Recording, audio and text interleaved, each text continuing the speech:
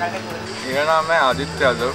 मैं इस स्कूल में 10 साल से पढ़ रहा हूँ, केयर पब्लिक स्कूल में। और यहाँ की चिमनी, यहाँ के जो भी हैं, यहाँ की जो प्लांट एरियाज़ हैं, वहाँ पे आप आके देखेंगे तो यहाँ पे इतने ज़्यादा डस्ट हो गए हैं। धुएँ की वजह से यहाँ पे इतना पोल्यूशन हो रहा है। यहाँ की रिवर इतनी ज़्यादा गंदी हो गई है, यहाँ का पानी भी पीने लायक नहीं होता, पूरी केमिकल मिक्स रहती है।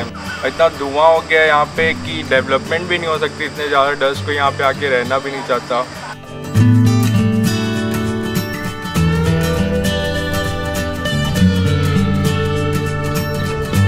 पहले इतना ज़्यादा यहाँ का ख़राब इन्वायरमेंट नहीं था, बट जैसे जैसे टाइम आगे बढ़ते जा रहा है, इंडस्ट्रियलाइजेशन यहाँ पे हो रही है, तो इस सब से यहाँ पे पॉल्यूशन और ज़्यादा बढ़ते जा रहा है। सुबह सुबह जब हम स्कूल आते हैं, अपने स्कूल के प्लेग्राउंड में आते हैं, प्रेयर ग्राउंड में आते हैं, तो उस समय यहाँ पे इतनी ज़्यादा ऐश हो जाती है कि अगर थोड़ा सा भी एयर चलता है तो ऐश पूरे हमारी बॉडी के अंदर चले जाता है। उसके बाद जब अपन ऐसे प्लेग्राउंड में आते हैं अपने गेम्स पीरियड में, तो हम लोग को यहाँ अलाउ भी नहीं किया जाता बाहर आके खेलने के लिए।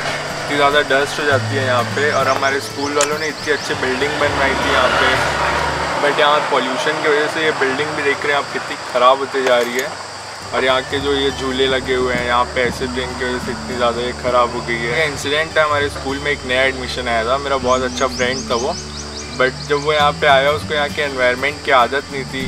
तो आते ही जब वो यहाँ पे 2 महीने के लगभग 2 महीने हुए थे उसको यहाँ पे पढ़ते हुए, तो उसको यहाँ की पॉल्यूशन की वजह से लंग डिजीज़ हो गई थी और उसके एग्ज़ाम्स छूट गए थे। मुझे एक इंसिडेंट याद आता है, जब हमारे यहाँ के एक स्टूडेंट, उसके अर्ली एज में हमने एक चीज़ नोटिस किया था उसके बाल बहुत पक रहे थे। तो जब उससे पूछा गया कि बेटा ऐसा कारण क्या है, क्यों बाल तुम्हारे पक रहे हैं, have you consulted any doctor? तो उसने कहा कि नहीं सर, मैंने तो इस तरह से कुछ। हमने कहा कि बेटा आप जाइए पेरेंट्स को बोलिए। हमने भी उनके पेरेंट्स मीटिंग जब होती है उनके पेरेंट्स को बताया इस बारे में कि आप देखिए बच्चे कैसे इस तरह से हो रहे हैं। तो जब वो डॉक्टर से कंसल्ट करने गए तो एक बहुत चौंकाने वाला हम लोगों का नतीजा समझ में आया, सुनने बच्चे के थ्रू पता चला। तो ये बताया चूँकि उन लोग इतनी कुछ हाई सोसाइटी से रिलेटेड नहीं थे, कॉमन मैन के बच्चा था वो जब जनरली उनके जो आसपास में जो सोर्स था, वाटर सोर्स, वहीं पर डेली यूजेस के लिए जाया करता, मतलब क्लीनिंग के लिए, बाथिंग पर्पस के लिए और कुछ एक्टिविटीज़ के इस तरह जाया करता था। तो उन्होंने बताया कि उस सोर्स के चलते वहाँ पर नहाने से इस तरह से उनकी बॉडी में स्किन रिलेटेड डिजीज़ हुए और जो बाल था उसका पकने का बहुत बड़ा कारण एक वो प्लांट्स भी हैं यहाँ पे, जैसे NTPC है, तो यहाँ की इलेक्ट्रिसिटी पूरी दिल्ली तक जाती है। जब दिल्ली तक जा रही है, सेंट्रल गवर्नमेंट ही साथ में है, तो हमारे एक छोटा सा स्कूल के कंप्लेन करने से कोई फ़ायदा तो होने वाला नहीं है।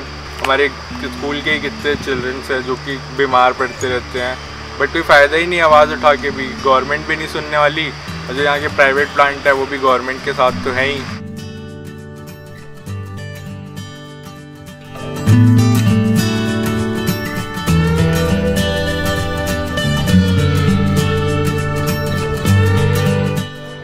अपने स्कूल के जो छोटे छोटे बच्चे हैं, पॉल्यूशन से सर्दी खांसी लगी रहता है।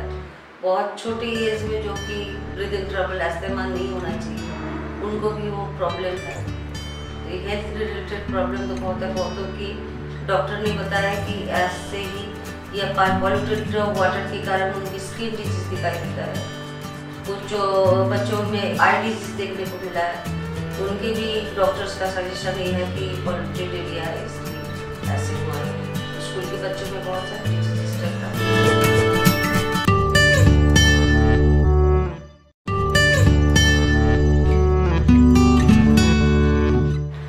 देखिए ऐसा है कि कोरबा ज़िले में मैं जन्म से यहाँ पे कोरबा ज़िला में मेरा बहुत प्यारा है। और यहाँ पे अब धीरे धीरे ऐसा हो रहा है कि मतलब प्रदूषण ऐसा बढ़ रहा है, चाहे पावर प्लांट्स हो या फिर कोई फैक्ट्री हो, फैक्ट्री की वजह से वायु प्रदूषण हो रहा है, जल प्रदूषण हो रहा है। तो इस कारण से यहाँ पे बीमारियाँ जो है वो बहुत बढ़ रही है। तो मेरे को यदि मौका मिले जहाँ पे अच्छा साफ सुथरा माहौल हो, अच्छा पर्यावरण हो, वहाँ पे मैं जाके लगता है कि हम यहाँ खुले मैदान में रहते हैं, इसके ऊपर आकर राखड़ गिरता है और राखड़ गिरने में खुजली होती है, इससे हर व्यक्ति जो है बीमार पड़ जाता है। हाँ जी, इसमें राखड़ जम जाता है, काला हो जाता है तो नहीं बिकता है, इससे सब बीमार पड़े जाते हैं, काले काले हो जाते हैं।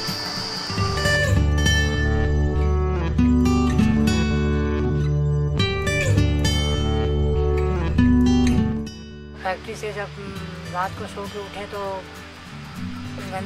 राखड़ गिरा हुआ दिखता है सुबह सुबह एकदम भोर में। बाइक वाइक में जम जाती है, बाहर अगर रख दो बाइक, कपड़े अगर सुखा के रख दो तो कपड़े में डस्ट जम जाएगा अगर रात भर रह जाए तो। बट ये हाईली पोल्यूटेड एरियाज में आते हैं, हमें पता है।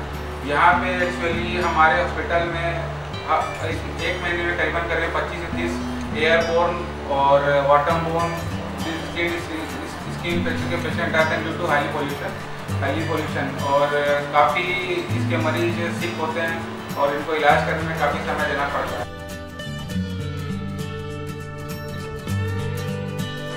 कोरबा जैसे शहर में विभिन्न प्रकार के पॉल्यूशन हैं जो अन्य शहरों की अलग अलग तरीके के हैं।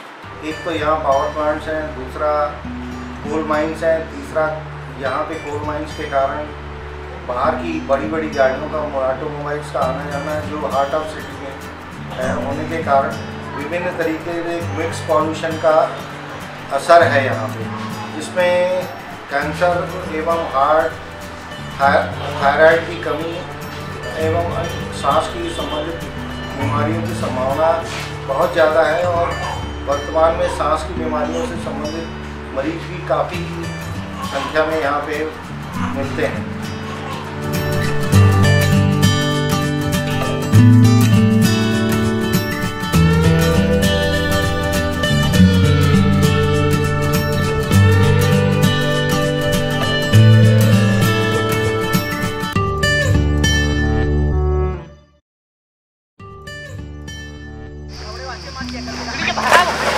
ये है मानिकपुर की सबसे भूतपूर्व खदान, जिसमें कम से कम 500 से 1000 लोग नहाते हैं, जिसमें चारों तरफ घाट बनी हुई है और इसमें बड़े बड़े प्लांट्स के केमिकल्स और डस्ट वाटर, वॉशिंग वाटर ये सब इसमें बह के आ रहा है।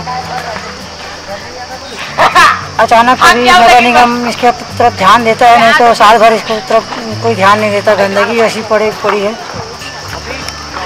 प्रतिदिन इसमें कम से कम 500 से नहा रहे, जो 10% तो बीमार पड़ जाते होंगे। मेरे बच्चे ने भी एक बताया था, मेरे स्टूडेंट ने जो इंस्टीट्यूट में था, उसने कहा था कि प्रकृति जब अपने पे आती है ना, अपने रौद्र रूप पे, तो वैसे ही होता है जैसे उत्तराखंड में जब केदारनाथ यात्रा के समय उसने अपना बदला लिया। तो यहाँ भी वो समय निकट है, आज नहीं तो कल जब कभी ये चीज़ होगा तो यहाँ हम लोग बहुत भारी नुकसान से भुगतना पड़ेगा और उस दिन हम लोग इस जगह का बोलने लायक नहीं।